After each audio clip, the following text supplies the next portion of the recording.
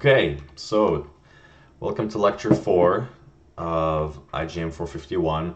Today we're going to talk about hardware, which is one of my favorite subjects, and also what I did a lot of my schooling in.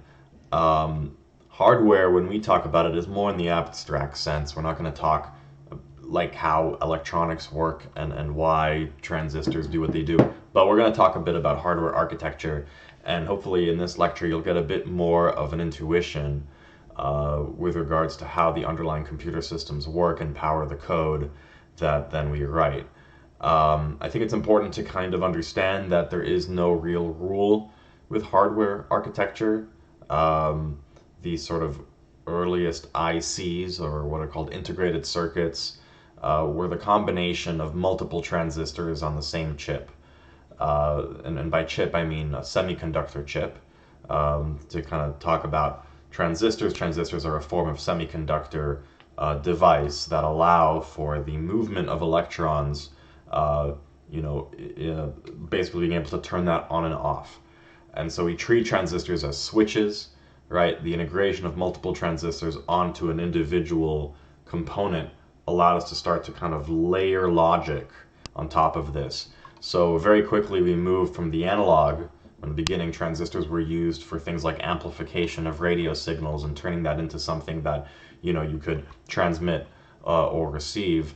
But very quickly we got rid of all that spectrum and said, okay, this value of voltage is 0, this value of voltage is 1, and now we've moved to kind of Boolean logic.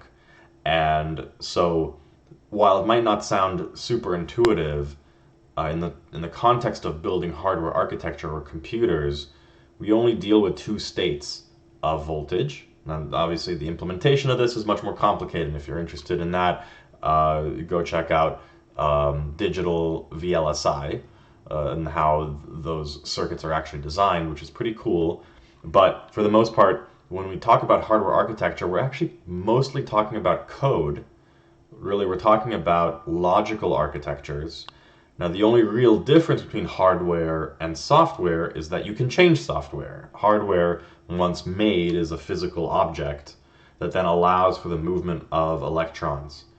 And even this is actually kind of pliable because there are pieces of hardware that allow you to create hardware that changes. And maybe I'll talk about that at the end of this lecture a little bit. But for the most part, much like when I was talking about multiple transistors existing on a chip, right? Say that is a particular kind of logic gate, such as an AND, right? You have two inputs and one output, just simplifying it a bit, but still, right? That may consist of numerous transistors, in this case 4, but still, you don't really care about how that works. You just care about the fact that when you give it a voltage of 1 in one input and a voltage of 0 in another input, the output will always be 0.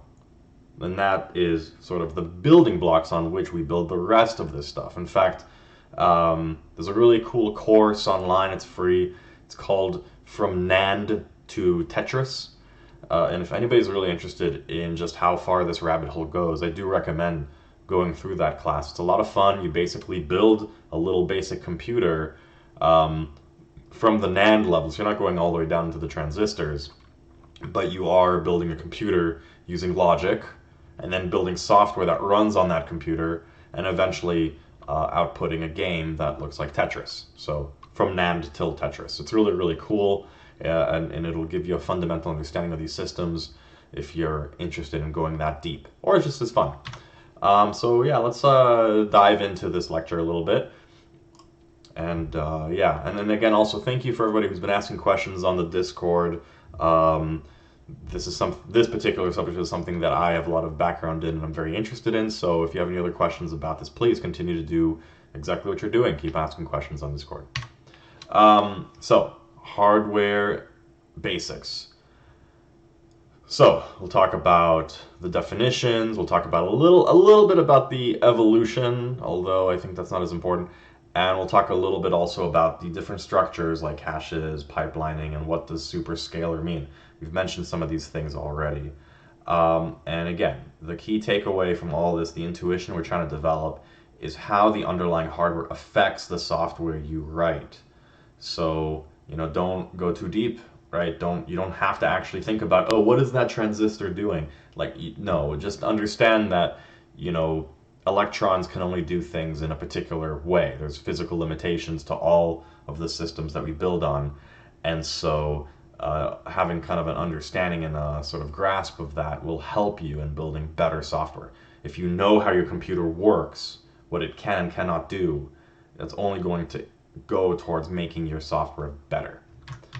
So let's talk a little bit about computer architectures. And the first thing we should talk about is the Turing machine. So Alan Turing developed the theory of computing that I think today is still the core theory, and this idea of a machine that effectively kind of went across this tape. As you can see in this image here, you have this little state box, and it's reading a tape, and that tape has zeros and ones or some form of information or symbols. It doesn't actually have to only be binary symbols, but let's simplify it to that. And the state of that box is changing given the symbols in that system. So without going into kind of depth of how that functions, ultimately a Turing complete machine, or a machine architecture or a language that is able to represent this kind of abstract system is called Turing complete, meaning it is able to theoretically accomplish any algorithm or program that is given to it. So while this particular architecture is not super efficient, right? You can imagine if we're setting states and the machine has to go back to the beginning and kind of swap things and load and save, right? Because you only have one state. It's not the most efficient machine. However, it is capable of implementing any arbitrary algorithm. And I do not have the background to prove that or derive that, but it is derived and it is proven that this Turing complete machine, which goes as far as describing both computers and computer languages, is a kind of a core thing to prove about a particular language or architecture. You must provide a Turing complete machine. Otherwise, there are certain things it cannot do, which may be okay, right? You might, like for example, an AND gate is not a Turing complete machine. It cannot do any of that stuff. It doesn't hold any state. And obviously any modern CPU behaves very closely to this. If you think about our memory architecture as effectively that tape, right? But we have many more registers, we have much more state, we have pipelines, we have caches, we have all of these architectures that go far beyond this very basic machine. So the kind of big jump that kind of occurred between the Turing machine and the next big kind of realization in computers, although I'm not a historian of computer architecture, so there might have been stages between. In fact, the ENIAC machine, which I'll talk about in the next slide, did come between this. So, actually, Neumann worked on the ENIAC. But von Neumann came up with the Neumann model of computing, which you can kind of see. You have an input device that then applies onto a machine, on a computer, which consists of a central processing unit, or a CPU, which we still use that nomenclature today, which interacts with a memory unit. Inside of the CPU, you have both a control and an arithmetic logic unit. Also, still we use that term today, arithmetic logic unit, or ALU, as I've mentioned before. And then that's going to output to something. And all these components are necessary. If you don't have an input, then nothing happens. The machine will not change state. The input may just be loading the computer with instructions, or turning on a program, or even turning the computer on at all. So an input device can be pretty broadly defined. And the output device is also necessary, because if the state of the computer is all internal and there's no way to actually tell what's going on, well, it could be doing anything. And so the output device could be a lot of things. It could be LEDs, it could be a display, it could be another machine that then receives that and does some other thing. So you do need to have some kind of output device as well to give you a full computer architecture per the Neumann architecture, which is sort of, while it's been kind of evolved a bit, still pretty close to what we use today.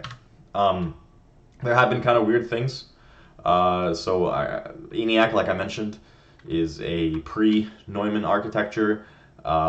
Machines used to take up like entire warehouses and transistors and whatever, and largely kind of you can track the evolution of the computer from effectively a calculator into what we have today, right? A calculator is not really a computer. It will compute calculations for you, and some of it has state and whatever, but you're not going to be able to actually run algorithms on it without a human being in the loop, right? Ultimately, the human being is the algorithm. The calculator is simply an ALU in that picture. The Harvard model, which we'll talk about a lot more in this lecture, is actually the modern model that a lot of computers use, right? One of the problems with the Neumann architecture is that you can sort of access data in sort of a uniform way. You can only load and store at the same time.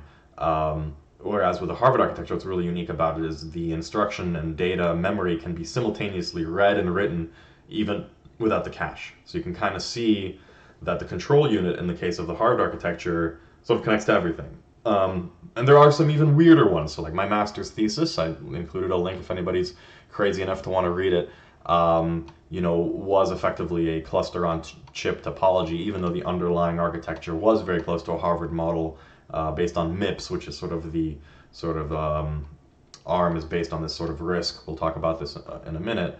You can kind of see that it was possible for the CPU to manipulate instruction memory in such a way, like as data, in a way that's very kind of bidirectional. So there's a lot of options there, and not to mention other things that my master's thesis did that was sort of wacky and strange, like actually baking in network operations into the instruction set architecture. Also, something we'll talk about this lecture.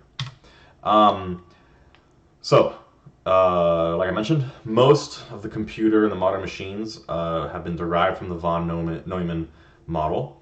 So we mentioned already the ALU, the arithmetic logic unit.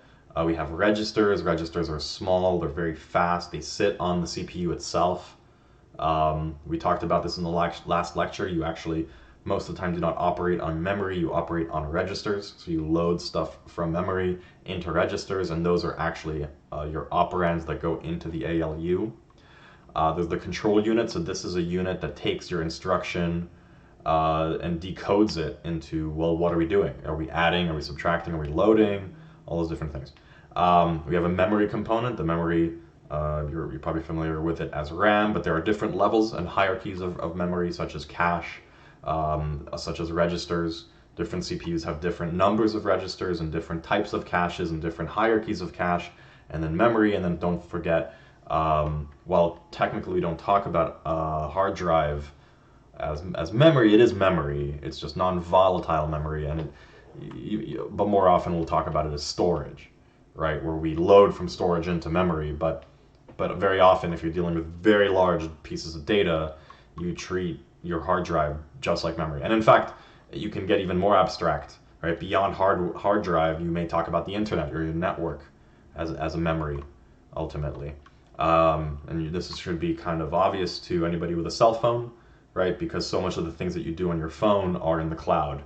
And that's because we're utilizing storage in the cloud, or effectively memory, non-volatile memory that's distributed in the cloud. External mass storage, I just talked about that for half an hour. And then I/O. I/O, from the perspective of CPU, are just literally these pins that are called GPIOs, general purpose I/O ports, or pins. They can provide input, they can provide output, and ultimately the data in your instruction memory or your program will tell the CPU what to do with that. So I/O could turn into a button, right? So you have a really simple CPU with a button, and all the CPU does is turn on a light every time you hit the button. That would be done by way of an I/O, both for the LED and also for the button. More sophisticated types of I/O are buses, like your serial bus or the USB bus or whatever, and all these architectures that are there to allow you to connect the CPU to sort of a general architecture of components and systems, as in modern computing. But at the base of it, it's all the same, right? It's ultimately a bunch of wires plugged into your CPU, and then a bunch of software that determines and figures out what the data on those wires mean. So if you think about like a USB, what's called a USB peripheral, a USB peripheral is a piece of hardware that usually sits on your CPU or on your chip, right? And plug the connections to it is basically the differential pair and the power and the ground. So you have four, wires. Obviously, USB 3.0 is more sophisticated than this. There's more differential pairs, but whatever. Think about the USB 2.0 and below, and you basically have D plus, D minus, which are just like one bit of information, and they're just differential so that you have error correction, because they have, if D plus is 1, then D minus needs to be 0, so that way you can kind of flip them faster. And then your hardware actually deciphers all of that stuff and then connects to your CPU by way of a peripheral bus of some kind. And at this point, your bus actually sits on your silicon, and then that USB peripheral is telling your CPU, hey, we got a packet from some device that looks like a keyboard, what do we do? And then the CPU is like, okay, cool, like that looks like an enter, let me pass that to the correct application to handle that input. So actually I/O is just as big, if not bigger, of a subject than any of these, because without I/O, like nothing happens. In fact, right now, your CPU, while maybe you're sitting there listening to this lecture and not doing much with your computer, your CPU is working very hard to keep your display updating and your audio playing what it's playing.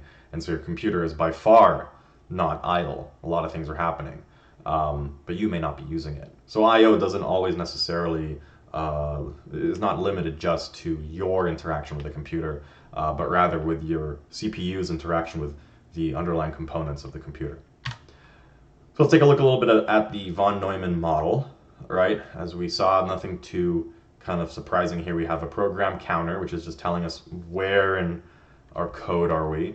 We have a register file that sort of shares state. If you think back to the Turing machine, it's kind of like that state that we're saving, so it actually looks very similar. We've got the data bus and the address bus. The address bus essentially tells our memory what to put onto the memory data. So when we set the address bus of the memory, then the output of the memory unit, if you think about the memory as like a little chip and you tell it like address 5, and it'll give you the value at 5, right? That's all it's doing. And so our program is essentially telling the address bus of the memory where to be pointing. The memory then sets that value on the data bus, and then we can pull that data and push it into the ALU. As we saw. So we can do this with registers, we can do this with memory. It's a very simplistic kind of model here. Now you can see there's a bottleneck here though, because registers are happening about at the same speed as the CPU. That seems to be kind of true here, right? It's inside of the CPU, so when we set a register, we're assuming it's happening about as fast as we're operating. But the memory unit doesn't necessarily operate as quickly, right? We told the memory, hey, give us unit 5. It has to kind of find it, set everything, load that value, push it out. That takes time. Now, maybe for small memory, that's not a big deal, but you can imagine the memory unit is its own sort of system. It has to be able to save data, which takes time. It has to be able to load data, which takes time, and that time may be longer than our CPU. Our CPU may be going way faster. So this creates what's called a bottleneck. Ultimately, the speed of the CPU and the size of the memory have been increasing much faster than the transfer time between them, the speed of the bus. And so, this is actually still a problem today. And we solve this with a lot of things. Actually, the cache is a way to solve this. The cache is a form of memory that actually sits on your CPU itself. And it's a faster form of memory. And we have actually multiple tiers of cache, right? With each tier getting kind of progressively smaller. So you may have, I don't know what the numbers are anymore. It's probably up to a gigabyte in cache. I don't know. It's not, the memory has become really dense, but maybe not a gigabyte. But either way, cache kind of goes down in size. You may have, 16 gigabytes of RAM, and then your tier 3 cache may be, whatever, 50 megabytes, your tier 2 may be 20, and then your tier 1 may be 4, right? Because your the CPU is enacting a bunch of different algorithms to essentially put things in and out of cache in a way to ensure kind of the temporal locality of your data, so that if your program is operating on a particular set of data, it has most of the data in its sort of locality that it can access, so that it doesn't have to constantly miss the cache, then go up the hierarchy. And that's the goal of cache, is ultimately to keep data relatively closer to the program in terms of, right? Because, for example, say you have a program that only uses 2 variables, everything can be saved on the registers inside of the stack, so it's all going to be as fast as possible. But say you have a program that's loading, a movie from the disk, and that's going to be a gigabyte of data, and that can't all fit into our registers. It has to be sort of loaded in and passed around and all this stuff. So the memory bottleneck actually is one of the more pertinent bottlenecks still today. That hasn't quite gone away. So let's talk about a load store computer. We kind of hit on this last lecture, right? We load something from the memory into a register, we do something to it. That involves the ALU most often, and then we put that result back into the memory. It's basically how everything works still. It's how everything's built. There are machines that don't behave this way. There are wacky architectures that are different. But for the most part, this is how things work. Like as you saw in the x86 assembly code, when we were trying to increment that counter or set the variable value to an operation output, we actually would load that value from memory. We would then set it in some way, and then we would and save that into a register. And then we would take that register and then store it into memory. So kind of to go through this again, right? Say we have a variable b and then a variable a, and we add them. What we are actually doing is we load both of those variables out of memory. We add them by way of the ALU. So we've now stored both b and a into kind of temporary registers. And then we set that value into a resulting register, which then is set into the memory location of a. And that's how this code would compile down into assembly language. Although most compilers would do that in a slightly smarter way. They would figure it out that we're just setting the value of 3 to a and maybe skip those steps. So keep in mind, optimization in your compiler may change the way that it's dealing with it. But anyways, so let's talk about the Harvard architecture. You can kind of see slightly different behavior here. So in this case, we've got the CPU that's connected to the program memory, the instruction memory that it's dispatching from. And it's setting the program address. Again, this is the same thing as the program counter. And again, we're setting a value of memory, so the address of the memory, and then we're receiving the data back from the operand memory. However, the program memory and the operand memory are directly connected. And so you're like, why would we do this? Well, this actually describes most modern computers were able to sort of simultaneously access the program memory and the memory of the application. In some cases, they're actually the same memory. There's no difference between them. We're able to access multiple points in memory. We're able to manipulate multiple points. And while this does put a little bit more pressure, I think, on the compiler and on the underlying system, it does allow our systems to be a little bit faster. Right here, we kind of are stuck in this sort of staging of like we have to do this and then the other thing. We can't do them simultaneously. And while the x86 architecture, I believe, is still coded this way, I don't know if it still works that way. But the ARM architecture, for example, allows us to treat our memory as our program code and vice versa. It allows us to load and store simultaneously, not to the same location, of course, but to the same memory. And I think that is really good, and it gives us an ability to sort of access things in a very much more good way. I'm not an expert on sort of the compiler architecture of this, although I did build a compiler for such an architecture, yet I don't consider myself an expert in it. So Just goes to show that this stuff kind of really comes down to the nitpickiness of the architecture that you're on. But the key to kind of take away from this is that you're not bound to this very hard set of operations. You're able to do things at the same time. But at the same time, it's not really the same time, right? Because the CPU is only doing one thing at a time. We're not talking about pipelining and we're not talking about superscalar stuff. But it does really help with the design of your systems, where you can have a load and a store literally occurring at the same time, which is really valuable and good for security. Why? I'm actually not sure. I'm not sure why that's written there, but I believe it. I think it's good for security in that you can basically have a connection between your program memory and your instruction and your actual application that are connected to each other and don't have to go through the CPU. But let's be honest, security in computer systems it's a bit of a lie.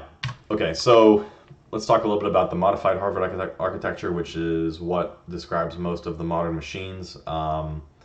This is true because most ARM processors are using this architecture today. Let's kind of try to go through this. So you can see we've got external memory, and the external memory then is used to load into program memory, which is sort of stored locally. This is passed to the instruction fetch and decode, which is the control unit in the way that we've talked about it. And then we have instruction execution unit, so that may be the ALU. It may be a DSP engine, that's basically referring to a floating point unit. So, you don't really want to have your floating point unit inside of your ALU, it'll just slow it down. Keep in mind, most processors are pipelined, meaning each one of these blocks is its own pipeline and is happening on a different clock. So you can have like 5 instructions in your pipeline essentially, with each stage kind of doing things relevant to that particular instruction. The complexity of this deep pipeline in computer architecture is beyond the scope of this class. And then, the program counter is affected both by the output of the instructions, by the code itself, affects memory because it tells the memory which instruction to fetch next. And then all this kind of flows into data in the I/O, which then communicates with the external memory. So you can kind of see that we pull data out of external memory, we save it locally. This can be manipulated by our local applications, both in terms of the output of our operands, but also by loading and storing memory, our program counter, and how we load data from from external memory. This also gets pushed down into peripherals, as I mentioned, like USB controllers and other things like that. And so there's no real unidirectional arrow anywhere here. And that's the main differential of this architecture from the Neumann architecture, where the Neumann architecture has this sort of sequential thing. Yeah, if you're interested in more kind of the difference between Neumann and Harvard, definitely check it out on Wikipedia. They definitely talk at depth on that, but I think it's just important to know that there's a small difference in that. One allows you to simultaneously access things, where the other one is kind of more of a sequential, you're blocked architecture. There are some weird ones, you can kind of build whatever hardware you want. This kind of goes back to what I was saying. Hardware is kind of like software. Hardware is an algorithm, but it's hard-coded. It's not even hard-coded, it's literally built into matter, and you can't change it after the fact. So you have to design something that's sufficiently general for it to work in all cases, right? You can actually do this in C and C++. In fact, this was a surprise to me, and I found out that, for example, NVIDIA will actually design their GPUs using C++ first. So they'll actually design the system and architecture with code, and once they see it working and they're happy, then they'll turn that into what's called System C, which then turns into Verilog and RTL, and then, yeah, it's actually all code. So most hardware is designed as code today. You don't really sit there with circuit diagrams as much, especially for the really complicated stuff. For anybody who's actually done circuit diagrams and layout for stuff, I've done that. It is not fun. It is a lot of work. And it's like mind-numbing work too. Just like, does this fit? Does this fit? No, no, no. You try that like 20,000 times. Oh, it fits. And then next thing, it's just like the worst. So yeah, most computers are designed actually with software. And so Lisp is a functional programming language. If anybody's aware of this language, functional programming effectively treats functions as, I'm gonna get like skewered by somebody who actually knows functional programming. I like to think of it as functions as objects. Basically, functions return functions, and then they input functions. Everything's a function. So you don't really have this concept of a like local variable, right? The only variables you have are inside of a function because you can only pass around functions. And so there was an architecture at one point called the Lisp machine, and this, instead of dealing with just standard code, dealt with Lisp only. So it's effectively treating the computer, treating the program as a Lisp application. And so, to like an example of a Lisp function, right? You define it as a function with a few arguments. You can return a list, which is also kind of a function because it's data that can be iterated, and then only pure Lisp can be used. Like only Lisp, like only functions can have local variables. Things like one or atomic symbols. And yeah, again, like functions are embedded in other functions that are kind of built on like with layers like that. And data and functions are interchangeable. So you can return data, but the data is treated as a function essentially. And yes, this is still an argument today. I wouldn't say that functional languages tend to be more secure, but yes, they tend to be more secure. The way that you design functional applications forces you to think in this way where things are encapsulated and kind of closed off and scoped properly because you can't have stuff outside of those scopes. They're also easier to parallelize because we're literally dealing in the atomic these components that are functions. However, I will say certain applications are not possible to parallelize, right? Like taking somebody's input from the computer is not a parallelizable act. I can't take in your fifth character before you put in the first. So bottlenecks exist in computing always. And so these blanket statements that something is more secure or better is bullshit. So if anybody says that to you, tell them that don't say anything. Just do your work and ignore them. But for the most part, functional languages are great. So are other languages. That's all I have to say. Here is the Lisp machine architecture for the most part, and you can kind of see that you have these two processors that are essentially, one is evaluating the statements and the other one is handling the data. Again, this is sort of like state and control. The virtual list table is I think the way that it knows and understands how to look up the particular function or the particular piece of code that is represented. So as you're adding more functions into your program, right, you have to kind of build up these layers and know which piece of code to jump into. So what you're doing here is this particular architecture looks more and more and more like a Lisp interpreter, but built into hardware. Now the reason these types of architectures never really took off, this is my opinion actually, I think the reason is because improvements in interpreters happen all the time. Compiler research is something that is a constant. Right? We're constantly coming up with better ways to do things. And so kind of historically, the more generalized machines, the things that do things at the most atomic level possible, albeit perhaps less efficiently for certain things than this could be. Say this is like the best architecture for, I don't know, making pancakes. It's really good at making pancakes. It's better than everything at making pancakes. But then you have to like make a pie. And it's really shit at making a pie. That's the problem. Like computers are not something that you can change very easily. You have a laptop, it's got a CPU in it. You're not going to just hot swap the CPU when you need to make a pie or whatever. So generally speaking, generality has won out in favor of efficiency, in favor of correctness. Instead, this is why x86 is not, and now 64, is not the best architecture. And you can find a lot of people who argue about what's best and what's good. but it became the prevalent architecture because it was what was adopted. It was open, it was available, people made clones of it, yada, yada, yada. You can kind of follow the history of computing if you really pay attention to like what became the dominant computing platform. In technology, there's always examples of better things, things that were more efficient, things that were faster, things that were smaller and less expensive. Yet the thing that wins out tends to be the thing that people just sort of use. That's what they want. Like a really good example of this today is Bitcoin versus everything else. Maybe Ethereum is like a number two, but for the most part, Bitcoin is associated with crypto in Grand because people know it. People associate it, crypto with it. And yeah, there's like a million people trying to come up with a million different better algorithms for blockchain and what have you.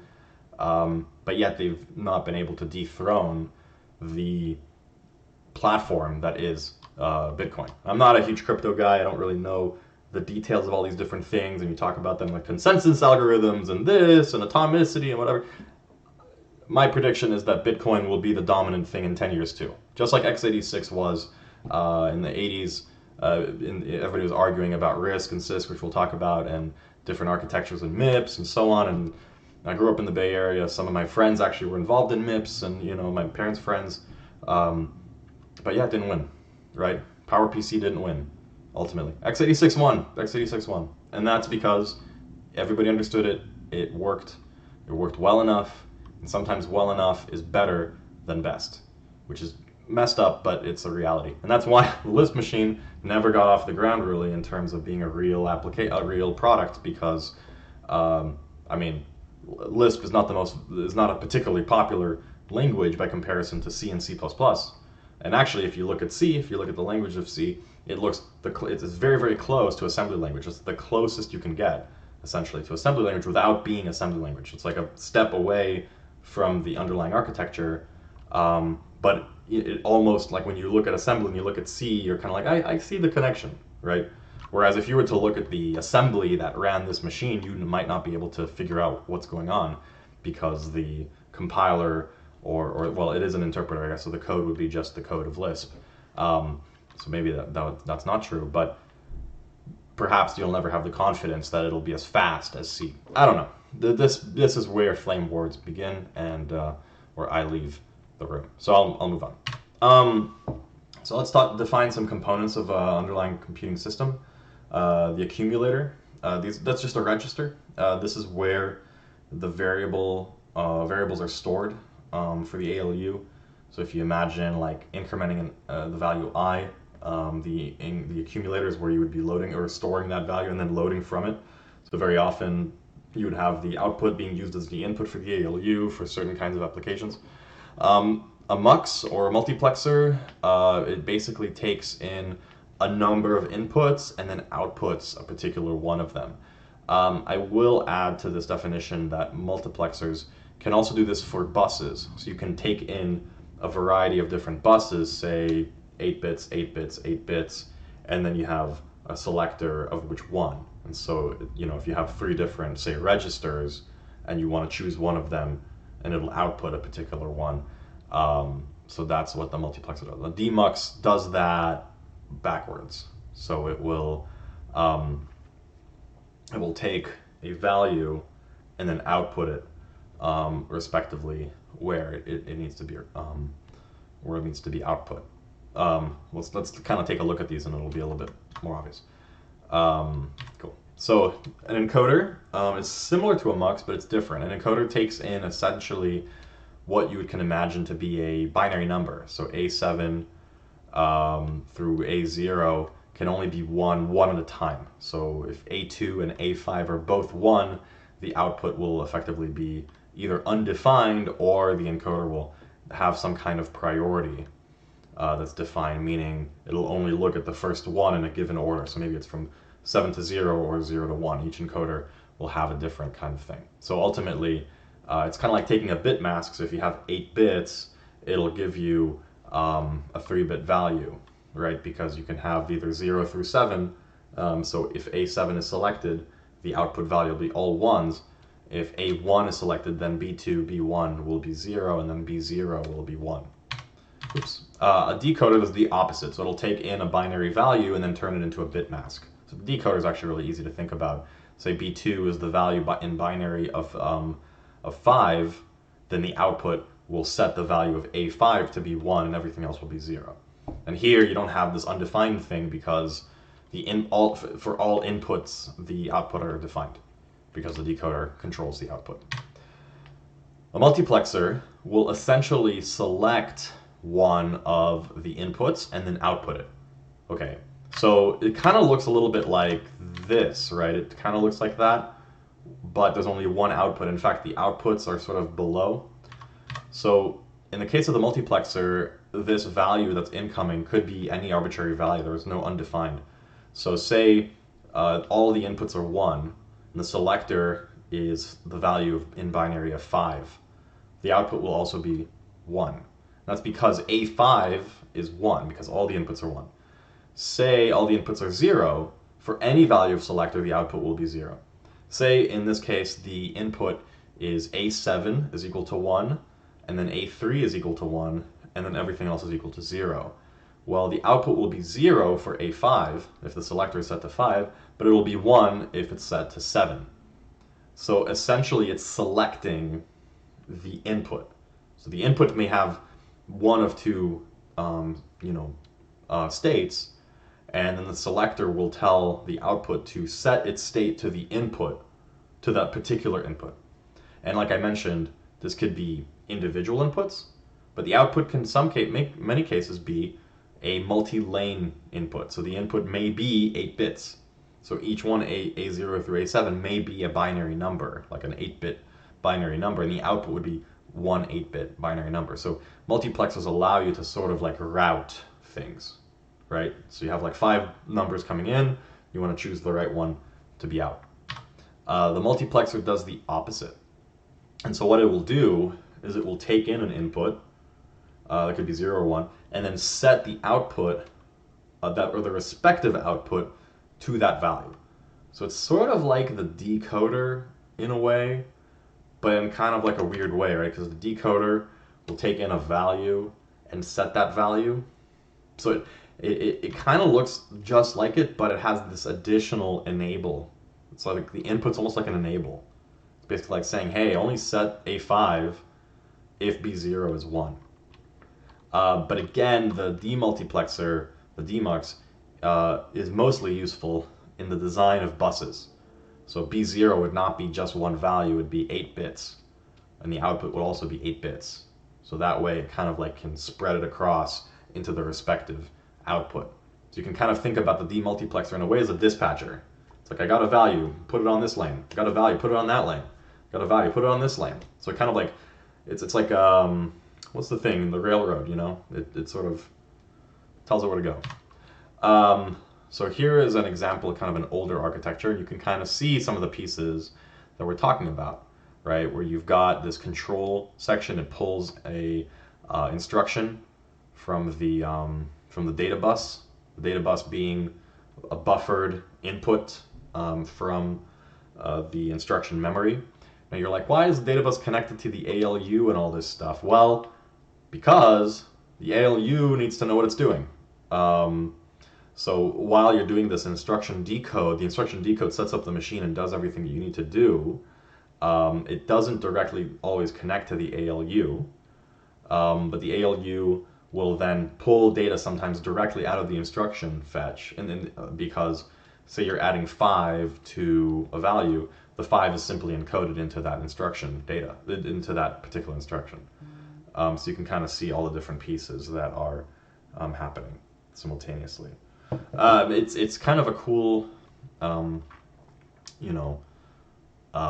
system. It's kind of funny here that it actually has a couple of these modules. You can see +1, ±1, and you can kind of see how important those is because the address can be incremented by 1. So that's used both to increment our program counter, but in some cases increment other things.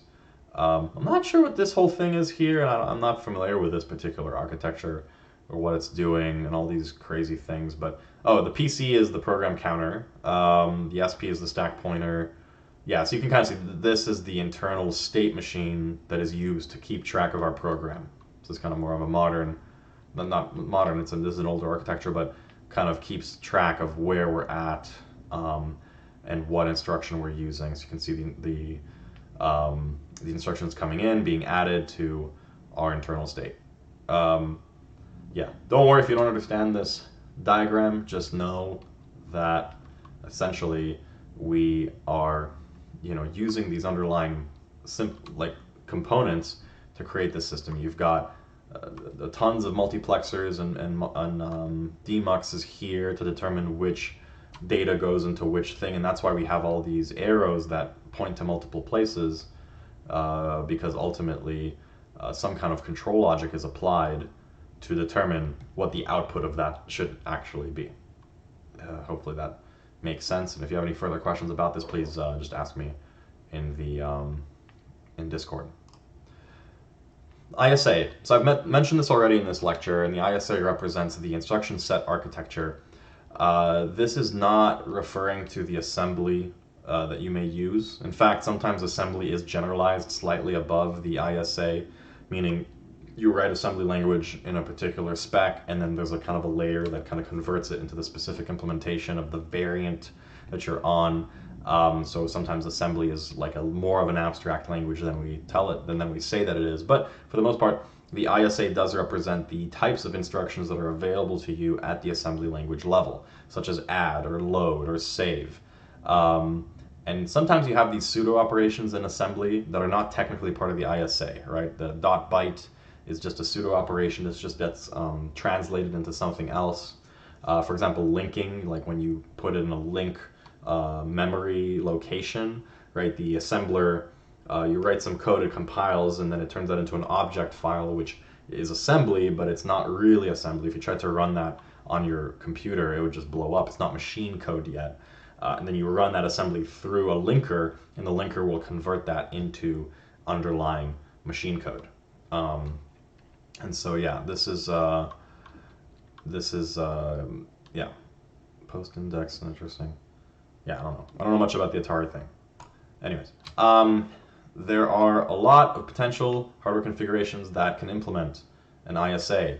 I mentioned this already, like x86-1, because it was x86, it was kind of an agreed upon standard. It was easy to build, it was easy to access, it was easy to understand, and even though perhaps there were other things that were better, it won. This led to the sort of pushback from the community around RISC. So like x86, great, everybody built it. It just turned really bloated, what's called CISC, or complex instruction set computing, which we'll talk about in just a second. The idea of RISC, regardless of this particular definition, is that ultimately each instruction was meant to take one cycle. So it was a predictable amount. RISC was really this sort of pushback of, we want to be able to predict the timing of our computers. If we have a clock of this, a program should take the same amount of time on this computer versus that computer if they're both a RISC and have the same clock speed. And the idea was that if you're going to sort of fold all of these complex things into your instructions, that should be represented at the software level, not at the hardware architecture level, which is not exactly transparent to the developer.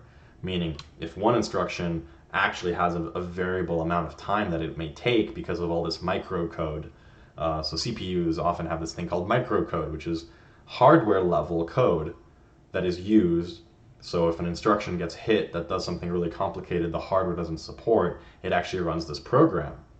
But that program may have conditionals and may take longer than you want it to. So ultimately, RISC was sort of a pushback to that. It's like, hey, stop it. We want to know how our computers are working. So RISC has is kind of a simpler architecture in a way, has fewer addressing mode. Basically, you can load and store. It's really not that complicated. It has different instructions for data processing and for I/O. So this is actually still true in the world of embedded. If you're using like an ARM processor for developing like a Raspberry Pi or something, there are different instruction set architecture, like instruction sets, instructions to address the memory versus addressing the data, the physical components. This goes into depth about like memory addressing and like how do you do that? Like how do you tell the computer, a CPU, to look at a physical pin versus memory? This goes into depth in what's called like the memory addressing modes of a processor. So I won't go into that. But the idea with RISC is while you can write the code in the same way, the underlying instruction would be different. Also, there were more registers, and there were identical general purpose registers, meaning all the registers were the same. So there weren't a lot of special registers, which x86 has, as you saw in the previous lecture, EDX and ECX, and like what does that mean? It's like, well, it doesn't really mean anything. In RISC, you'll more often find like register 1, register 2, like up until 64 or whatever, right? So each processor will have a certain number. And a really good example of RISC is Spark PowerPC, which you've probably never heard of, but you have heard of ARM. And ARM is a RISC architecture. And one of the many reasons I think that people claim ARM is winning in the mobile world is because of this. Because in mobile, you do care a lot more about real time. And when you're talking about real-time versus non-real-time computing, real-time meaning you want to guarantee a particular deadline in your application. And by deadline meaning, like say you're doing like some graphics thing and you want to make sure it hits a certain frame rate, that's a real-time application. You need to hit 10 milliseconds time after time. So in that world, RISC is the way to go. Which is, again, to my point before, the Windows PC through the 90s was the gaming PC and was not built on a RISC system. So, you know, we all want the best, but that's not always what we get. Talking about CISC, so this gives programmers a lot more complexity and different instructions. It's kind of like a buffet. You can kind of have whatever you want, but like a buffet, not everything is great. So you can have situations where instructions are actually hiding multiple layers of instructions or microcode that may operate in an unpredictable amount of time. You know, for example, you know, when you add an instruction, you know, an add instruction will fetch from memory, add, and store back into memory, which are 3 instructions, right? So in RISC, your add will take 1 cycle, and in x86, it will not. It will sometimes cause a memory cache miss, and your whole computer has to wait until you load that stuff, or your application should have to wait. So CISC, while the more modern, like that, this is what you're probably using today to watch this, unless you're on a phone, is actually the predominant, you know, laptop, desktop architecture, and also cloud. I believe most Xeon architectures and things like that are still CISC. Example is x86 or x64 or AMD64, whatever it's called. So yeah, CISC is also kind of like it applied to anything that wasn't RISC. You know, so like the 6502, which I'm not familiar with, had 1 to 2 byte instructions, which, you know, in a way is CISC technically, but it's quite close to RISC. And the VAX11 instruction, which again, I'm not familiar with VAX11, but you could have an instruction that could vary depending on how complicated the instruction was. So it can hide a lot of layers of behavior. It was a pretty big fight. It still kind of is a fight, but nobody really knows about it anymore. You know, nobody really cares about your computer architecture anymore. Everything's so fast that nobody's arguing about instructions. But like most arguments, it's sort of like a bit of both is the way to think about it. In fact, there are mixed architectures these days where you'll find a CPU with both a CISC and a RISC capability on board. And in some cases, actually with ARM, and there's like, for example, this thing called ARM Thumb, which allows you to run 16-bit instructions on a 32-bit ARM architecture that will let you sort of mix things in a way. So you'll find that processors, as we've had more and more transistors to use and sort of a bottleneck, which we'll talk about in terms of clock speed, are starting to become more interesting and more, you know, flexible. And we're adding more logic and more algorithms and things to allow us to do kind of interesting stuff.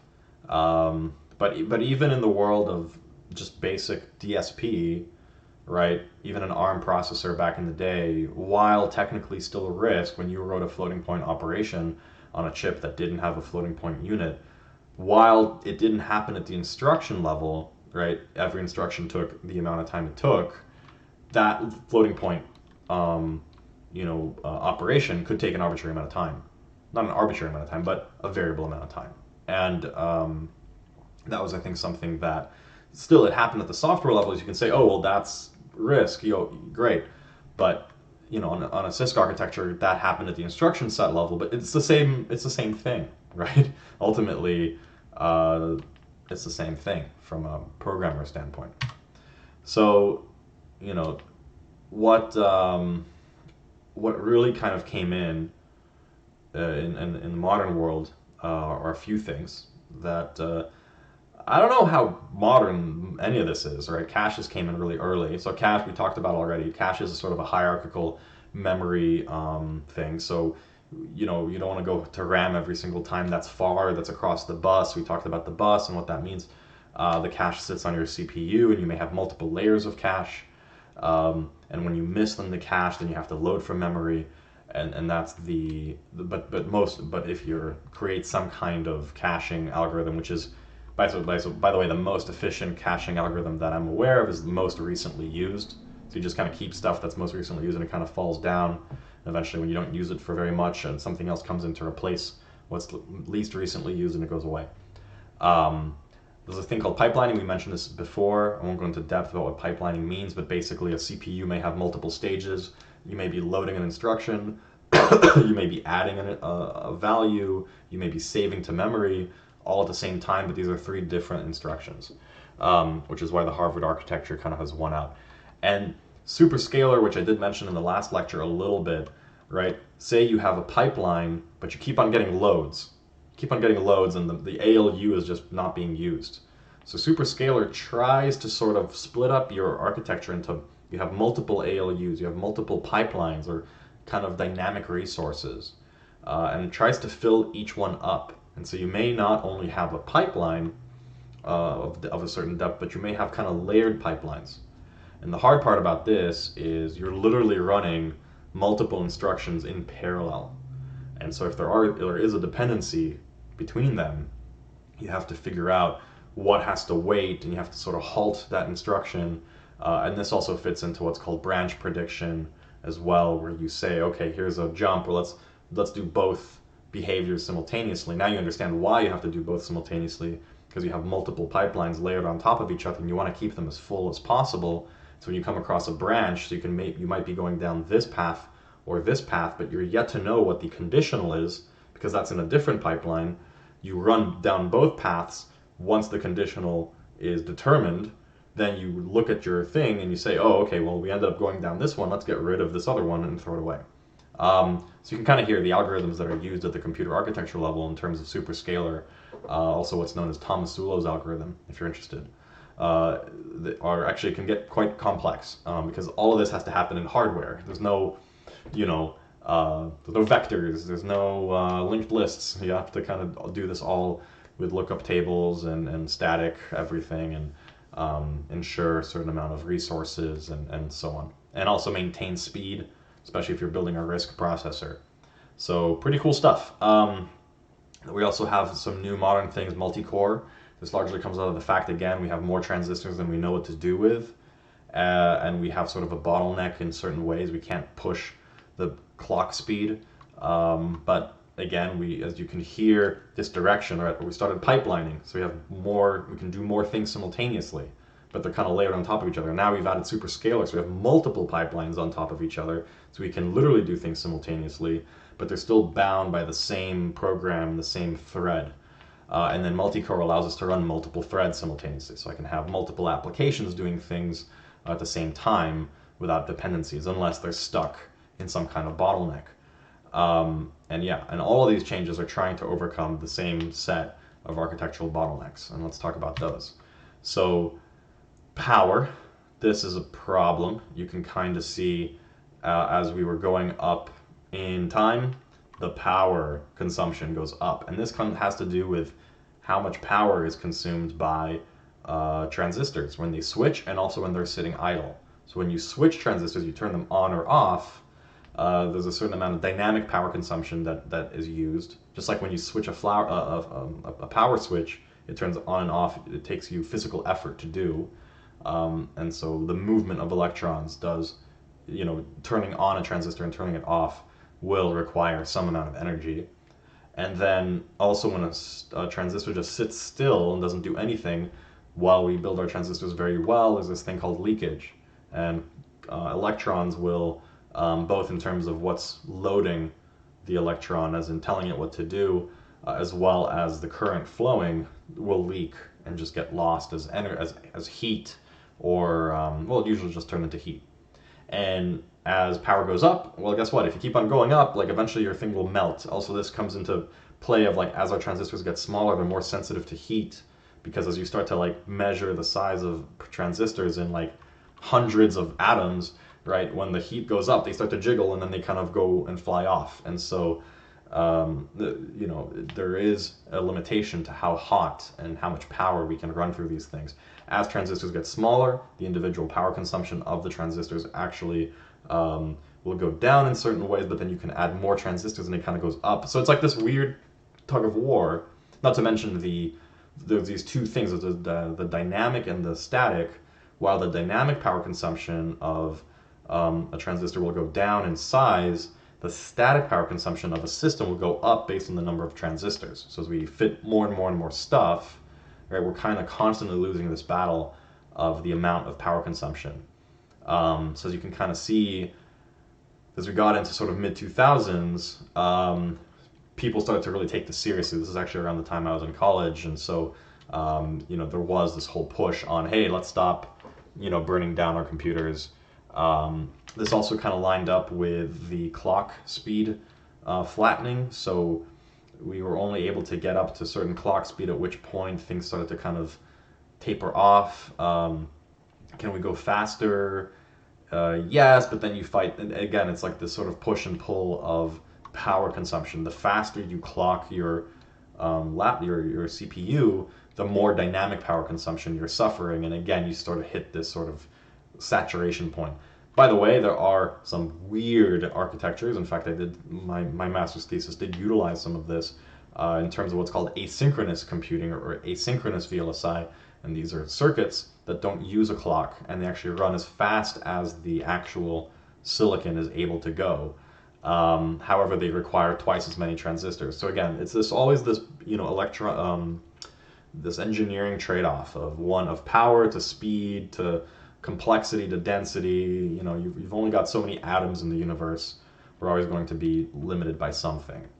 So yeah, clock has sort of started to saturate, and I'm sure you've noticed that most clock speeds have been sitting between like 3.5 to 4.5 gigahertz with this turbo thing. There's a lot of like marketing jargon.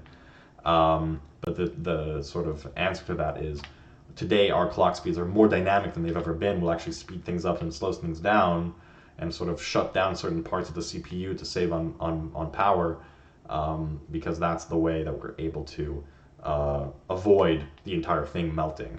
We can kind of like rev things up. The algorithms that run this are beyond my knowledge.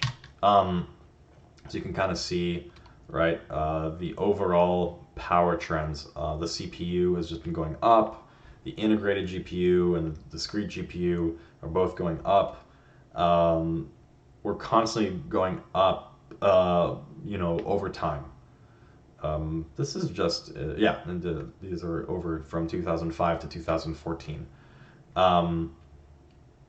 We're going to hit a wall. I think we probably already did.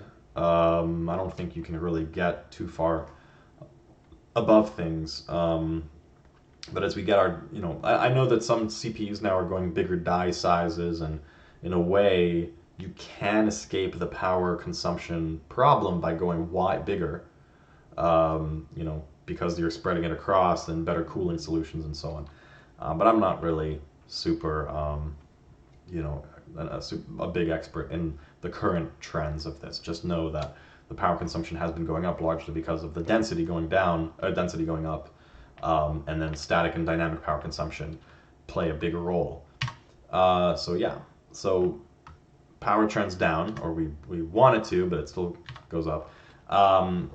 clock frequency is hitting a saturation point at this point, and the raw power still is going up.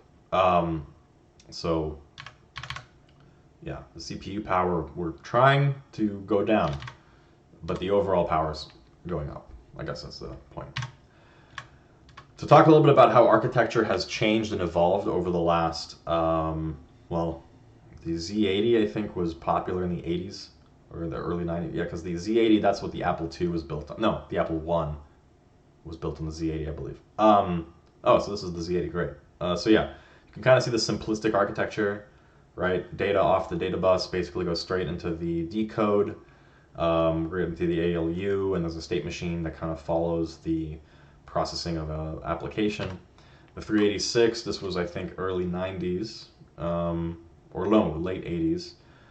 You can start to see a little bit more complexity where you've got components that are splitting up the the instruction into effective address bus, into the control of the ALU, and there's a little bit more things going on. You have the instruction decode, which has sort of become a standard thing, where here you don't have, you have the instruction decoder in the Zilog as well. But yeah, the overall complexity is going up, where the ALU has a register file as well. And you've also got a multiply divide component inside of the ALU. And you also have a dedicated ALU bus, which basically is connected to the ALU directly to these multiplexers that then pass into the data registers, as you can see, D0 to D31. So like, you can see the architecture starting to evolve now. By the way, I will point out this thing down here, PLA, Programmable Logic Array. I did mention before that you can have hardware that is dynamic, and that's what a PLA is. It's literally a programmable logic array.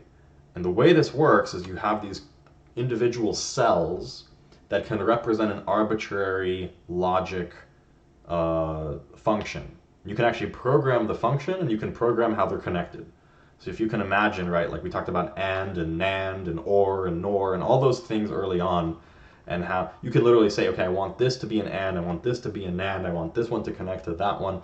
And once you line up like 32,000 of these, you can actually build pretty sophisticated architectures. In fact, I did my master's thesis on such a thing. It's called, I built it on an FPGA, which is a field programmable gate array. And a programmable logic array tends to be just sort of the general term for these kinds of devices that you can program, but they operate as hardware. Because even though these are programmed, the connections, it's all basically these lookup tables that are done in hardware. It's a very specialized kind of thing. Obviously, it's way less efficient than just using transistors to build this. But if you're trying to simulate it, if you're trying to build it and prove that it's possible, PLA or an FPGA can be used to literally take this architecture and implement it. Because you can see it's mostly just buses and really common components like an adder or a decoder or a multiplexer and so on.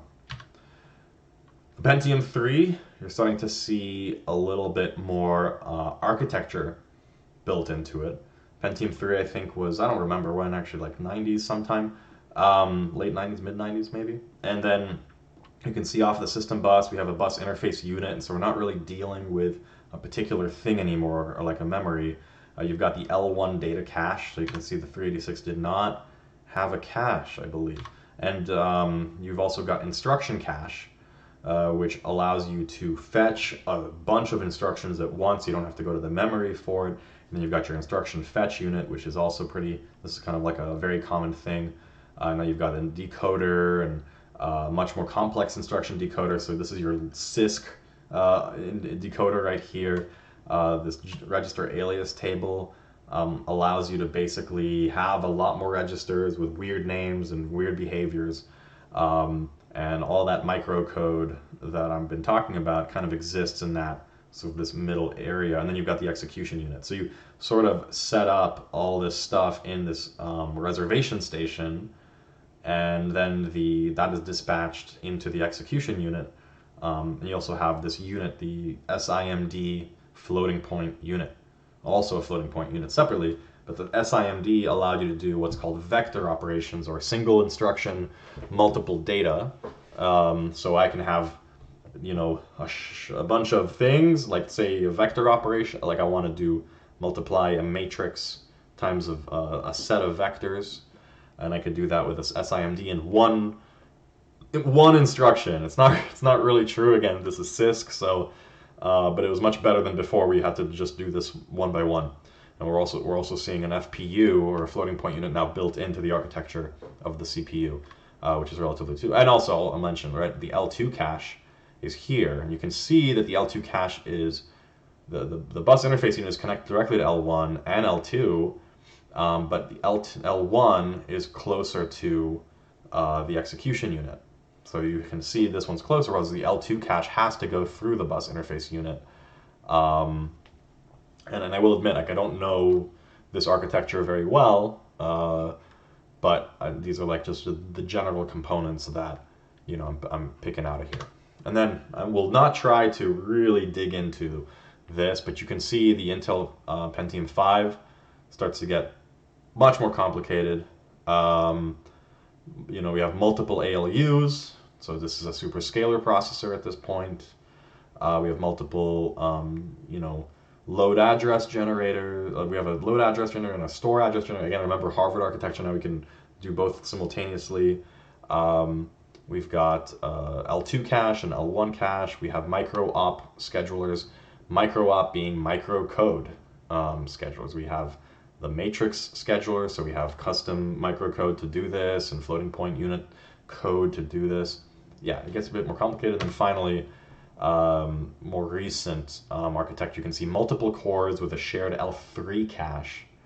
And the reason that shared L3 cache is really unique, each one of these cores has its own L2 and L1 cache, and the L3 cache is cache that they all can access simultaneously. And then you start to get into concurrency, synchronization, and how do you actually have these multiple computers work off of the same set of resources. Not to mention at the top you can see Q, uncore, and I/O. I don't know what uncore and Q is, but I/O, all these cores have to somehow go through the same I/O. And similarly, the memory as well. So the memory controller gets significantly more complicated.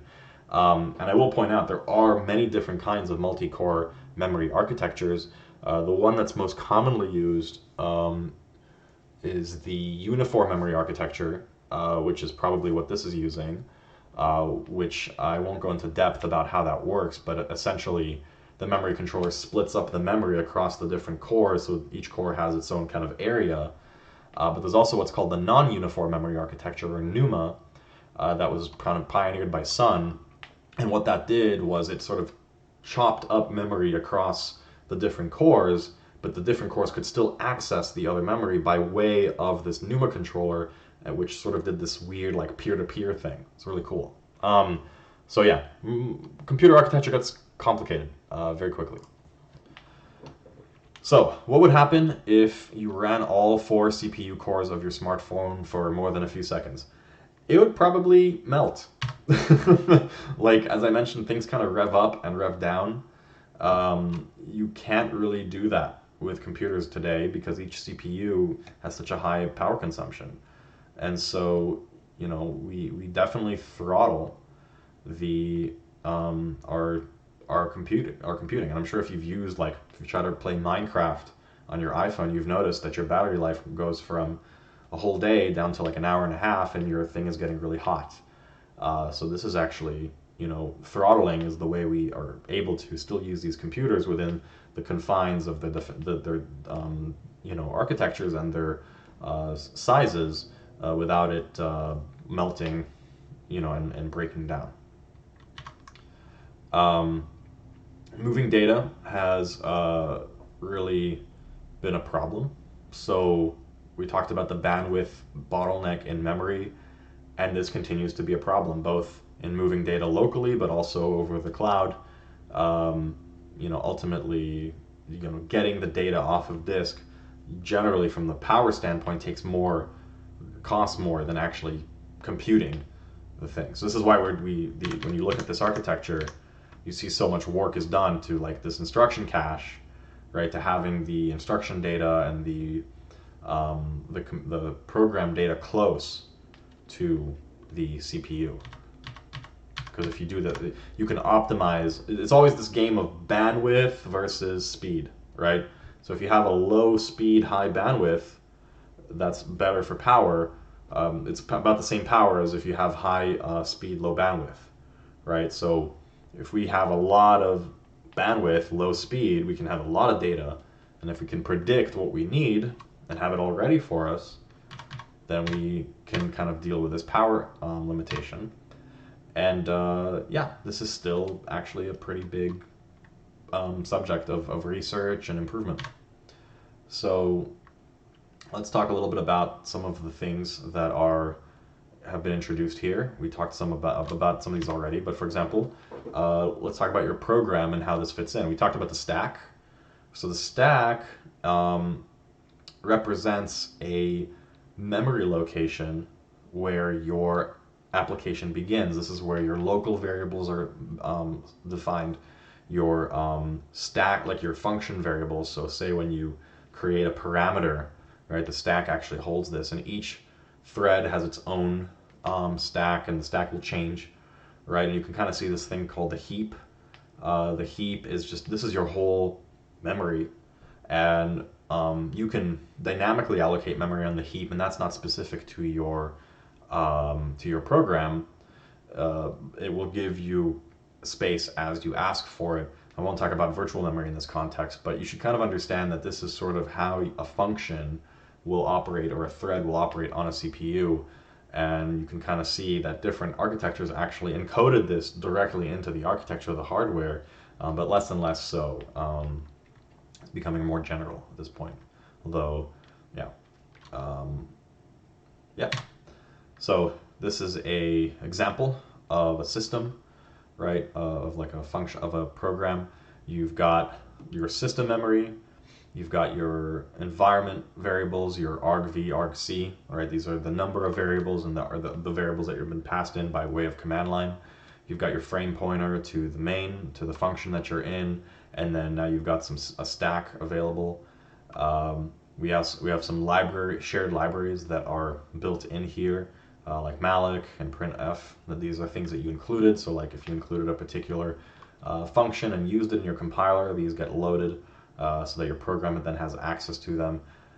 Here is your memory available for heap growth. So if you outgrow this, your computer may be in an undefined state, or your operating system may be like, hey, you don't have any more heap left, and when you allocate with malloc, it'll give you 0.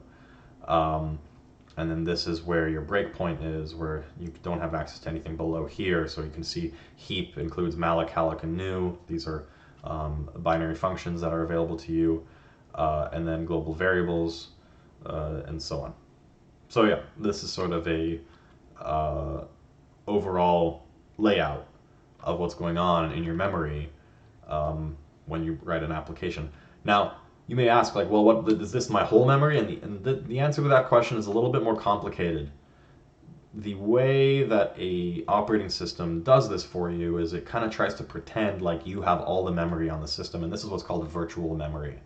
And the operating system, by way of actually computer hardware mechanisms, will let you access any point in memory and then sort of magically get that memory in physical memory into your into the cache as you need to access it.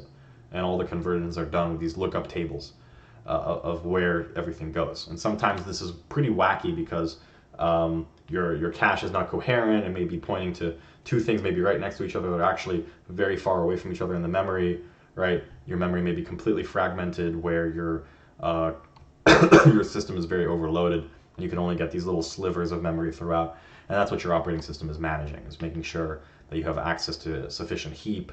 And when you run out and your memory is overloaded, it'll sort of start to thrash the cache, trying to catch up, but eventually will give up and just not be able to allocate memory for you anymore. So let's talk through like a general function. You can see when you create a local int that goes under stack, same thing with any local int. When you create a pointer, and you allocate that, that actually allocates on the heap. Also, static integers also are put on the heap, because if you can imagine, the stack gets reset whenever you context switch out of a function, and the static is something you want to have across multiple functions, or in, so the static actually gets created on the heap, although not dynamically, which is kind of an interesting difference.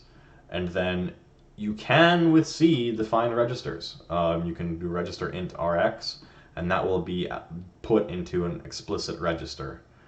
Keep in mind that you can't do that with anything. You can't do a register string, C string, or it might give you just like a pointer, and that'll put that in the register, but the actual memory it's pointing to will be in the stack for a static C string, right? So yeah, this is a good way to kind of think about it. So again, keep in mind that stacks grow down in memory. If you take a look at this thing, right, we see the lower memory is in below and the higher memory is high, and so we kind of tend to start at high and go low. And for any function call, it pushes these parameters on the stack. It then pushes the address of the caller on the stack down, so you can kind of stack yourself, like your main gets, then you call a function, you're going to have a function that stick on top. If you have another function, it's going to stick on top of that, right? So you can very quickly, if you've done a lot of recursion, right, a recursion will just grow your stack recursively. So keep in mind, right, you want to have sufficient stack, so you don't want to do recursion on a system that doesn't have very much space for the stack. And we'll push any local variables created in the function on the stack as needed. And so yeah, what we do is we can use the combination of the stack pointer and the base pointer to kind of bookmark a place. And this is actually very important for operating systems. Say, how do you manage an operating system? How do you know which functions are supposed to be called when, right? You have multiple tasks. We have to interrupt those tasks, and this is what's called an interrupt handler. And so on a periodic time frame, your operating system will halt out, like will pause something, run some software to figure out what should be next, what should be scheduled next. Meanwhile, the state of your thread or your function is bookmarked or sort of snapshotted with the current stack and state. Now, obviously, this does not guarantee the same memory, right? The memory may be changed. So while this is waiting to run in the scheduler, and this other process is running, and it may change the memory in a way that this doesn't expect, and then boom, you've got an explosion. Some kind of exception happens because this other process now has messed up your memory. And just imagine like you and a friend using a computer simultaneously, and somebody deleting a file that you're using at the same time. What will happen if you try to save it, or it'll be undefined, right? So keep in mind that this mechanism allows us to treat a CPU as a shareable resource. However, it doesn't guarantee that the entire system is going to maintain its state. So yeah, kind of here's another final example.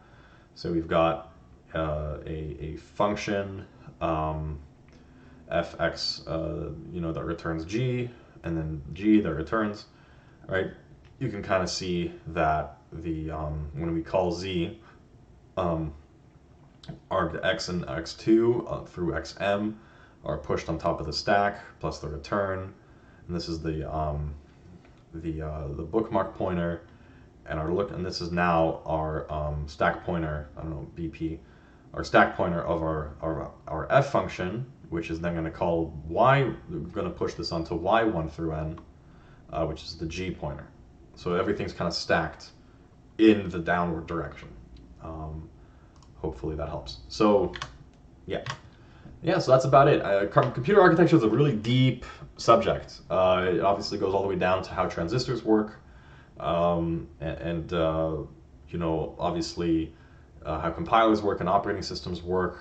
But at the highest level, it's really easy to think about it at that sort of Neumann or Harvard architecture perspective, which is you have memory and you have a CPU that is manipulating memory in some way. Kind of like the simplistic Turing machine, which is you have a tape and it gets updated and moved around. And so you can get pretty philosophical about this stuff, and you can get really deep, but at the end of the day, it's really about just getting your code to run, right? It's about pulling in instructions, doing what they say, loading and storing memory based on what they need.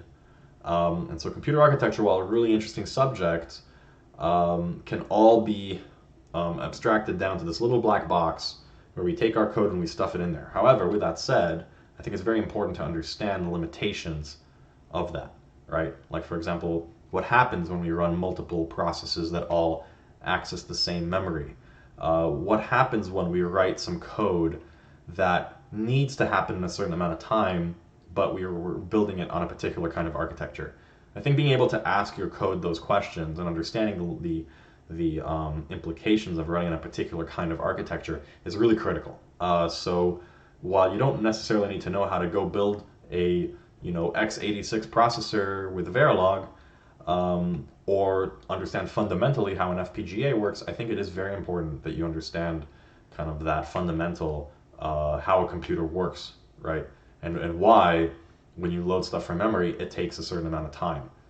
In particular, how this is very related to game development, in that, right, most of what you're doing in game development or your application is literally moving data from one place in the computer to another, right? Be it dispatching commands to the GPU, to setting those textures, to loading data from the GPU to be then displayed on the screen, right? And understanding how all those different links work and what their speeds are and what their limitations are, and what are the ways to improve or optimize those systems is a very, very big value to being able to build really, really great software.